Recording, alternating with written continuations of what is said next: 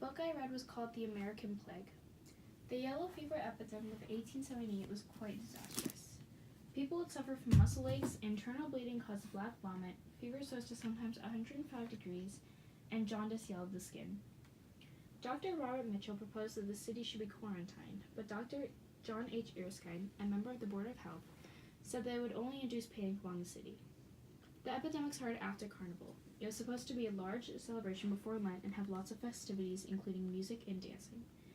Since this event was quite large, people from everywhere were going to travel by boat to get to Memphis, but they would bring in the yellow fever again, as there was once an epidemic in 1793. Although it was nearly a century earlier, the yellow fever epidemic of 1793 was equally as severe. It happened in Philadelphia, a city of approximately 50,000 people. 5,000 died from the fever. By late September, 20,000 people fled the city. It was quite similar to the 1878 epidemic. However, they had a population of 47,000, and 20,000 people died. Only 19,000 stayed, and 17,000 of those had the yellow fever. And it was in Tennessee. At first, people thought that the city was just unsanitary, but this was untrue. Dr. Carlos Finley proposed the idea that mosquitoes caused the yellow fever. However, he was laughed at and called crazy. A doctor by the name of Walter Reed traveled to Cuba to find causes of the yellow fever.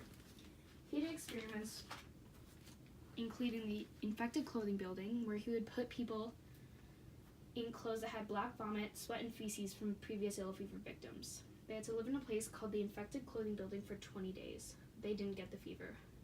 He also had another building called the infected mosquito building. It was a room split down the middle with finely woven wire screen. He put mosquitoes on one side and had someone live on that side. He had two people stay on the non-mosquito part.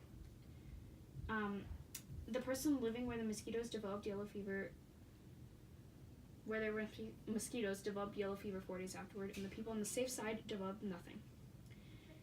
He also had mosquitoes bite animals or even other humans. They also contracted yellow fever.